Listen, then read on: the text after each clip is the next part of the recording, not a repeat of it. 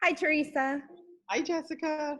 Theresa Moore. You are a educator, professor, education advocate, entrepreneur, many things. One of my I favorite people. I am, and right back at you. Yes, my thing keeps evolving and going, but very passionate about education, and trying to use our company to move some of that work forward.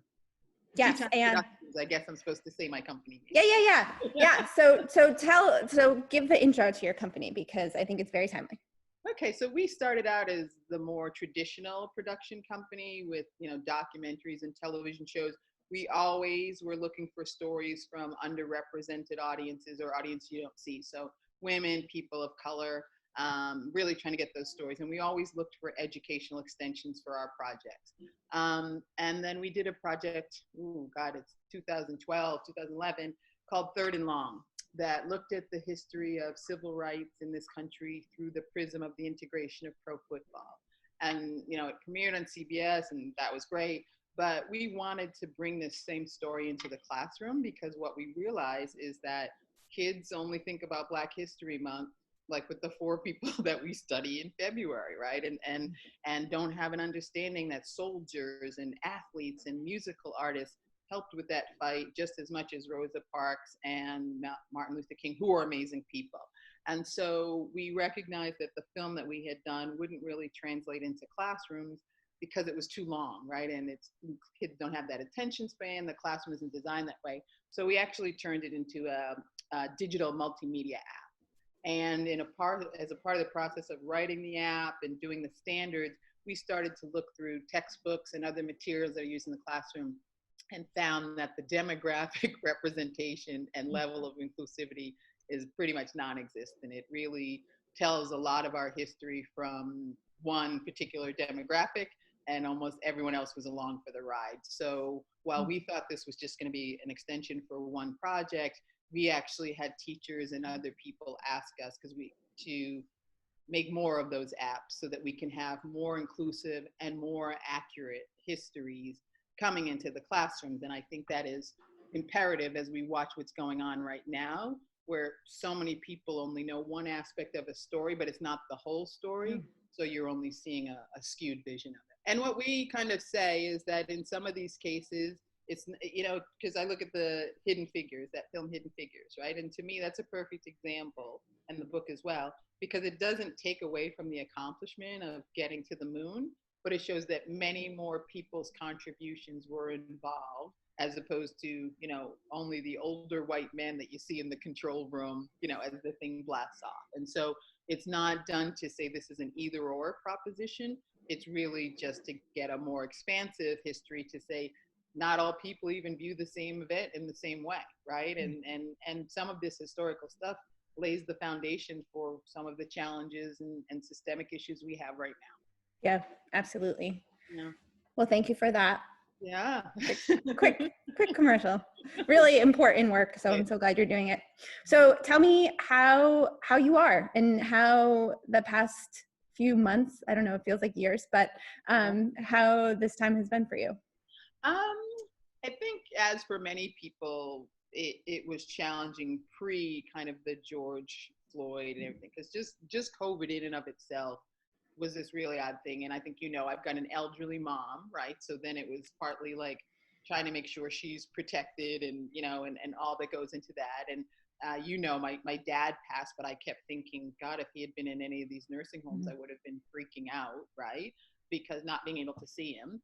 And then you watch the disparities of who it was hitting and who didn't have access to it, right? And then we watch the disparities in education, that all of a sudden it went online, right? And so now you're sitting there thinking, okay, well, forgetting even the classroom stuff, many of these students get their biggest meal at school, right? So what does that mean, right? And now that you've made it go online, who has data? How many kids have to use data? How, in a home? How many kids can get on at the same time? Who's having a great educational experience or a similar educational experience versus whose experience is really kind of going sideways or being diminished, right? And an example of this, because everyone, it was like, okay, we're going to go to Zoom, right? Well, we, in one of the districts I work in, we had a debrief of some of the L teachers to say, like, what was your experience working with your English language learner students, right? But then we said we also need to find out what the parents and guardians and family members at home thought, right? And one of the things we said was, did anyone do a Zoom tutorial in another language than English, right? So if you don't even know how to get on Zoom and the person at home doesn't necessarily speak English, so they don't know how to help you get onto Zoom, you know, this kid's already, or the student's already at a disadvantage. So we have to think through, you know, some of these things. And then I think it was also interesting for me at the collegiate level to watch how some of these students were able to or not able to adapt to this world, right? And you now had students that had never had financial considerations, all of a sudden having parents that didn't have a job, right? Or what that meant. And then also just trying to deal with that, you know, and then once you added kind of George Floyd, Breonna Taylor, you know, Arbery, and even to me, because I have this discussion with people that the Amy Cooper situation in Central Park, while it didn't end in death, is just as dangerous to many people or people of color as it is, because she knew how to wield the power of a phone call and the power of police to endanger and possibly end someone's life, right? And so when you add that on to the tension and underlying stuff, for many people of color, it literally, like, at certain points, I just had to shut down and try to process and regroup. But at the same time, you had lots of people coming to you because that's the work that you've been doing to help them think through it.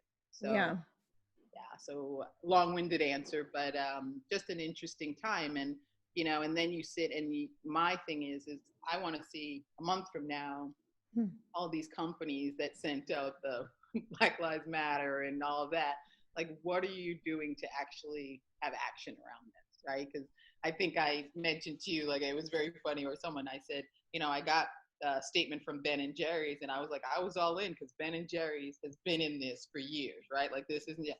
But then I got a statement from Ann Taylor, right? And I'm like, Ann Taylor is a nice enough company, but I'm like, but I need you to stop, right? Like, you sending me a Black Lives Matter thing didn't really resonate with me. And so I'm going to be interested to see, like, what does that mean 30 days from now, Ann Taylor, that you're doing? Yeah.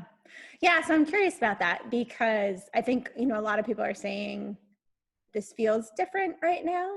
Mm-hmm. And I'm wondering if it does feel different to you and what will be necessary in order to make it different, you know, and not have it just in a month from now, we've all, you know, or many of us have moved on.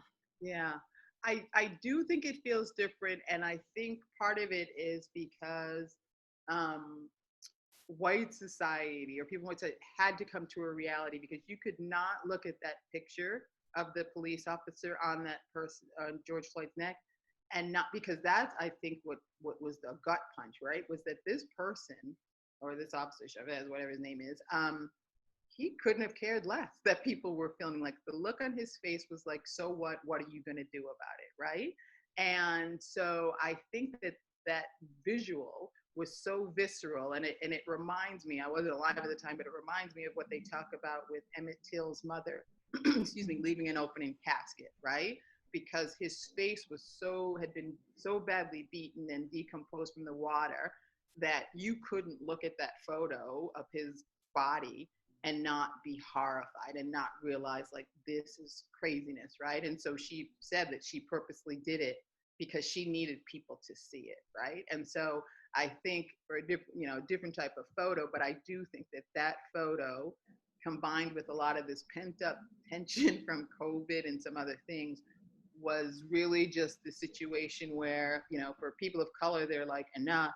And I think for white people to say, wow, this is just so visceral and in your face that it cannot be ignored.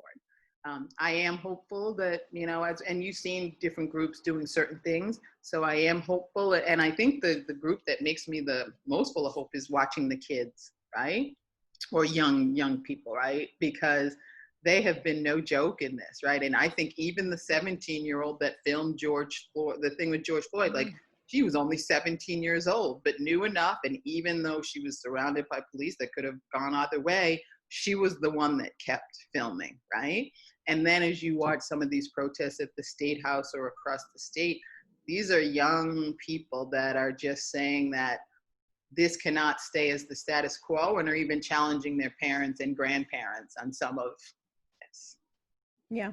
Yeah, for sure. Yeah. Well, I was going to ask, because I always ask if there was anything giving you hope. You sort of preempted that. Is there Well, anything else? yeah, I was going to say, and then the other thing that gives me hope is that, you know, I look at the history of my ancestors and that they were still able to come through some things that are even more horrific. You know, we think this is horrific, but some of the things that they endured. And so I have to think, at least from a personal standpoint, and I think I mentioned to you, we had a Juneteenth celebration lunch with my mom and my sister on Friday, you know, and toasting the ancestors and all that. So I have to look at as a people, or for people of color, we can look back and look at the strength and the dignity and the grace that we have come through some of these things. And it doesn't mean that we're not pushing for change, but it does give me hope to know that that's the underlying lineage and foundation of how we're going to deal with this as well. Yes.